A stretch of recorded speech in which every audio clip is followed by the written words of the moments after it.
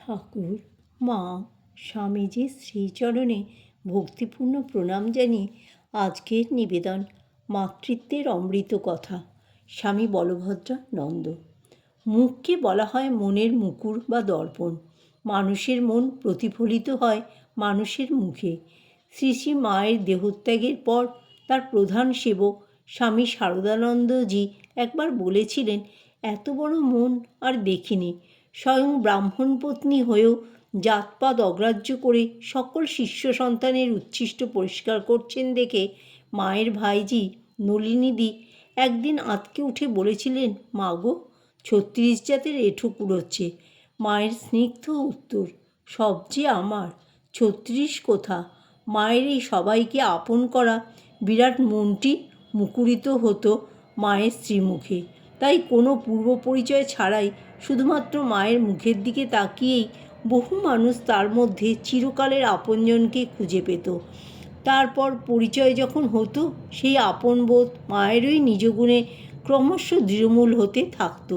সৃষ্টির জননীকে চিরকালের আপন জননী বলে চিনে নিতে কারো আর বেশি বিলম্ব হতো না। প্রমোদ বসুর মা সারদা কবিতার অনুসরণে বলতেই পারি, সারদা দেবী এসেছিলেন বলে ঘুচে গেছে মানুষের মাতৃহীন হওয়াই। রামকৃষ্ণ মঠ ও রামকৃষ্ণ মিশনের ষষ্ঠ প্রেসিডেন্ট স্বামী বিরজানন্দজি শ্রী শ্রী মাকে সাক্ষাৎ দর্শন করেন 1891 খ্রিস্টাব্দে। তার তখন বয়স 18 বছর কয়েক মাস। এর বছরখানেক আগেই তিনি গৃহত্যাগ করে প্রথম রামকৃষ্ণ মঠ বরানগর মঠে চলে এসেছিলেন। জয়রামবাটির জগদ্ধাত্রী পুজো উপলক্ষে মায়ের জয়া, বিজয়া, গোলাপ মা, যোগিন মা ও আরও কয়েকজন সহ স্বামী শারদানন্দজি সেইবার যখন জমজমা রামবাটি যাচ্ছিলেন, তখন বিরজানন্দজিকেও সঙ্গে নিয়েছিলেন। এই প্রথমবার জয়রামবাটি গিয়ে সদ্য কৈশোর উত্তীর্ণ যুবক কয়েক সপ্তাহ জয়রামবাটিতে ছিলেন। মায়ের স্নেহ পরিচর্যায় আপ্লুত কালীকৃষ্ণের মনে হয়েছিল দিনগুলো যেন এক দিব্য আনন্দের ঘোরে কেটে যাচ্ছে। তারপর যেদিন জয়রামবাটি থেকে বিদায় নিলেন, সেদিনের অনুভূতির কথা কালীকৃষ্ণ পরবর্তীকালে লিপিবদ্ধ করেছিলেন। যখন তিনি রামকৃষ্ণ সংঘের রত্নসদৃশ্য সন্ন্যাসী স্বামী বিরজানন্দ, সেই বর্ণনা এই রকম, মা খিড়কির দরজার সামনে দাঁড়াইয়া দেখিতে লাগিলেন তাহার চক্ষে অবিরাম ধারা বহিতেছে। গোলাপ মা ও যোগিন মাও অশ্রু নিরোধ করিতে পারিলেন না। কালীকৃষ্ণেরও চক্ষু হইতে জল গড়াইয়া পড়িল। গাড়ি চলিতে লাগিল। অনেক দূর যাওয়ার পর কালীকৃষ্ণ ফিরিয়া চাহিয়া দেখিলেন মা তখনও তালপুকুরের পাড়ে দাঁড়াইয়া তাহাদের দিকে সতৃষ্ণ নয়নে চাহিয়া আছেন। ক্রমে গাড়ি দৃষ্টিপথের বাহিরে চলিয়া গেল। মঠে ফিরিতে ফিরিতে কালীকৃষ্ণ ভাবিতে লাগিলেন, মার কথা যা সামান্য শুনেছিলাম, তাতে কে জানত যে মা এরকম করে মন প্রাণ কেড়ে নিয়ে আপনার হতেও আপনার করে নেবেন। বাড়ির মাকে তো খুব ভালোবাসতুম, তিনিও কত ভালোবাসতেন, কিন্তু এ যে জন্ম জন্মান্তরের চিরকালের আপনার মা। এবং এর 2 বছর পর মা যখন ভক্তদের ব্যবস্থাপনায় বেলুর গ্রামে নীলাম্বর মুখোপাধ্যায়ের বাগান বাড়িতে এসে কিছুদিন ছিলেন, তখন কালীকৃষ্ণ শ্রী মায়ের কাছে মন্ত্রদীক্ষা পেয়ে ধন্য হন। বর্তমানে এই বাড়ি বেলুর মঠের অন্তর্ভুক্ত। সে যুগের প্রখ্যাত নট ও নাট্যকার গিরিশচন্দ্র ঘোষ মায়ের চরণ স্পর্শ করেছিলেন 1890 খ্রিস্টাব্দের শেষ ভাগে, যখন ভক্তদের ব্যবস্থাপনায় শ্রীসীমা বরানগরের সৌরীন্দ্র ঠাকুরের গিয়ে কয়েক মাস ছিলেন। এরপরে গিরিশচন্দ্রের সর্বসুলক্ষণযুক্ত একমাত্র পুত্র দেহত্যাগ করলে তিনি জগৎ সংসার শূন্য দেখতে থাকেন।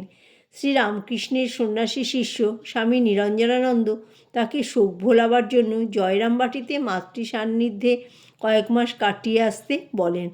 সেই অনুযায়ী স্বামী নিরঞ্জনানন্দ ও স্বামী সুবোধানন্দ সহ গিরিশচন্দ্র 1891 খ্রিস্টাব্দের প্রথমার্ধের কোনো এক সময় জয়রামবাটি যান এবং সত্যি সব দুঃখ কষ্ট ভুলে বালকের মতো নিশ্চিন্তে আনন্দে কয়েক মাস মায়ের কাছে কাটিয়ে আসেন। এর আগে গিরিশচন্দ্র মাকে একবার চরণ স্পর্শ করে প্রণাম করলেও মায়ের শ্রী শ্রী মুখ দেখার সৌভাগ্য তার হয়নি। সাধারণত পুরুষ ভক্তদের সেই সৌভাগ্য কখনো হতো না, কারণ মা যখন তাদের প্রণাম নিতেন দীর্ঘ অবগুণ্ঠনে তার মুখ সম্পূর্ণ ঢাকা থাকত। এবার জয়রামবাটি গিয়ে গিরিশচন্দ্র প্রথম যেদিন মায়ের চরণে মাথা ঠেকিয়ে প্রণাম করলেন, মুখ তুলেই দেখেন মায়ের ঘোমটা সরে গেছে। পরিষ্কার দেখা যাচ্ছে মায়ের শ্রীমুখ।